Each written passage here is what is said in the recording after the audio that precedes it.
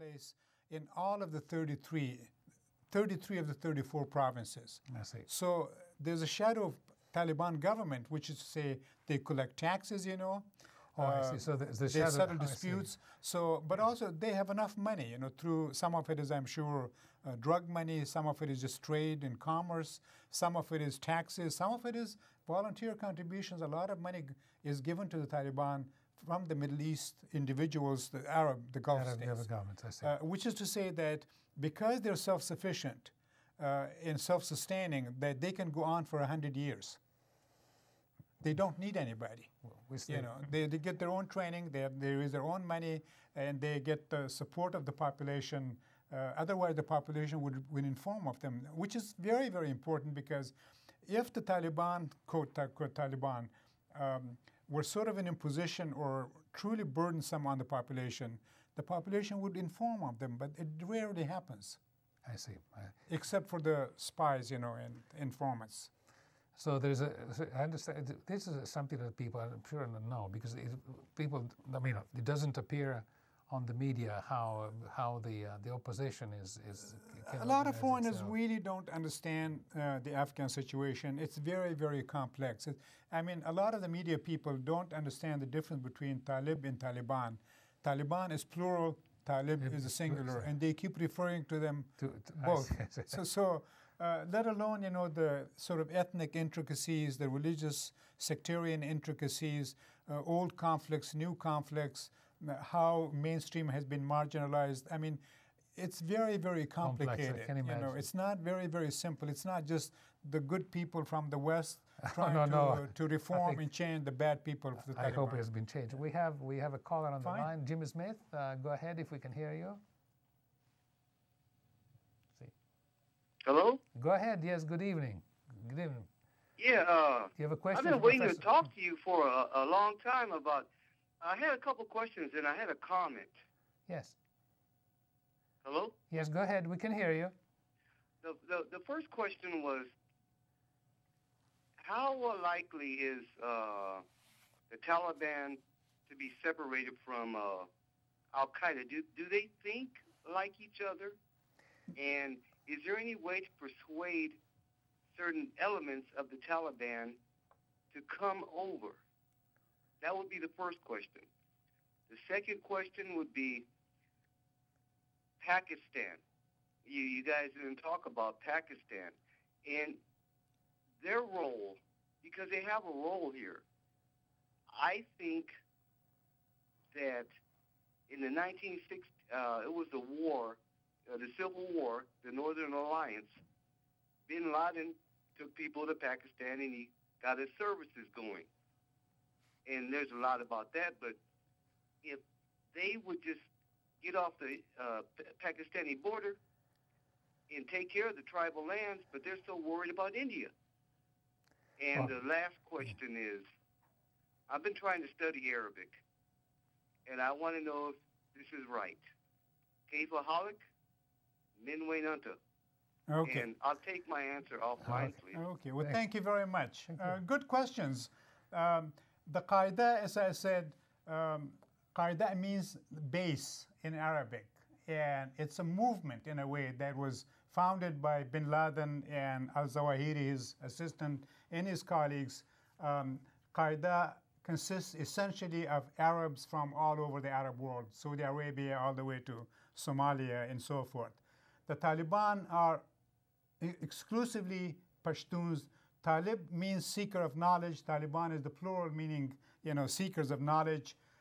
They were mostly educated and schooled in religious schools. Some of them have no schooling. Some of them went to, regular schools and so forth. The Taliban are essentially Afghans. The Qaeda has a larger anti-Western, anti-Christian, anti-Zionist Israeli agenda. They would like to sort of eject the West from the Middle East and the Muslim country, but also they would like to free Palestine of the Israeli occupation.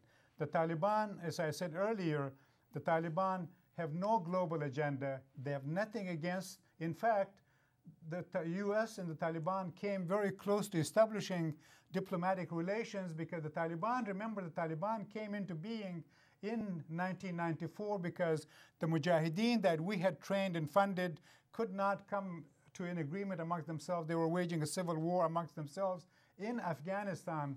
They wrecked the Mujahideen, which were trained by the U.S. government, wrecked Afghanistan, and so the Taliban came as a movement to sort of to rescue Afghanistan from itself, so to speak, in 1994, and that's why they were welcomed by the whole country, you know, and they quickly almost took over the entire country, Afghanistan. But also, the other thing that people don't talk about is this pipeline, you know, the energy, the gas and oil of Central Asia, that the United States has no interest in Afghanistan other than to build the pipeline from Central Asia to connect the Central Asia oil and gas through Afghanistan, through the port of Gwadar to the Arabian Sea, and then send it all over the world. This is the real objective, but also Afghanistan itself has enormous amounts of oil and gas, but also copper, iron, resources, and minerals, and, you know, precious stones and all that. So the pipeline, and that's why some people refer to Afghanistan as the future Pipeline-istan. So that's the difference between Qaeda and Taliban. And Taliban keeps saying, just leave us alone. We don't want you to occupy our country. Beyond that, we have nothing against you. We want to have good relationships. And the Clinton administration almost established a relationship with them. This idea that last Thursday, where in London the decision was made to raise a certain amount of money and bribe the Taliban to come over, so to speak, as our caller put it, you know, the saying is that you can probably rent an Afghan, but you can't buy an Afghan.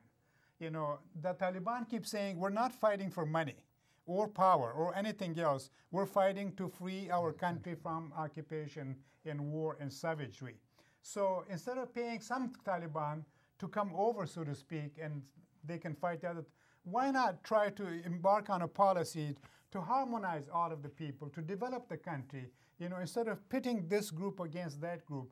That's what we have done all the time, and that's a very unprincipled policy. And finally, you're right, you know, Pakistan and Afghanistan are very intricately involved, partly because the border between Afghanistan and Pakistan, which is about 1,500 miles, this border was decided by the British arbitrarily in 1893 by Durand, some British politician or prime minister, to separate itself from Tsarist Russia. Now, there are about 25 million Pashtuns in Pakistan, which they refer to as the Northwestern Frontier Province. And about 15 to 16 million Pashtuns in Afghanistan. The Pashtuns in Afghanistan and Pakistan have never recognized this border between Afghanistan and Pakistan. And when people say this tribal area, the lawless area, this is a mischaracterization, because these people have always liked their freedom. They don't want anybody, whether it's, you know, a Pakistani government or the British government or the American, they don't want anyone to bother them. So the Pakistani Pashtuns and the Afghan Pashtuns have a lot in common, and the Pashtuns in Pakistan also are very much persecuted. They're treated as second-class citizens because Pakistan has 4 provinces: Sindh, Punjab, Baluchistan, and Pashtunistan. And Pashtuns and Baluchis don't like the way the Punjabis and the Sindhis treat them because there's no development in these 2 provinces. So in order to solve Afghanistan's problem, you also have to solve, but also Pakistan has a problem with India over Kashmir. And unless and until we solve that problem, Pakistan and India will always continue to be engaged in proxy war in Afghanistan, which compounds Afghanistan's problem.